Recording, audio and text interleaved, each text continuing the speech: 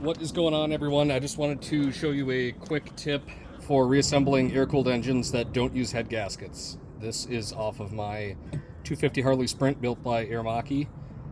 The cylinder and the head just mate to each other. There's no gasket in between, no copper gasket or any fiber gasket or anything.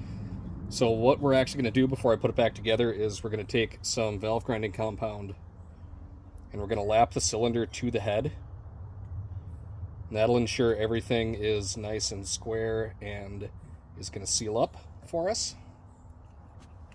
So it's basically the same idea as lapping a valve. Just going to set it in there and we're going to work it back and forth.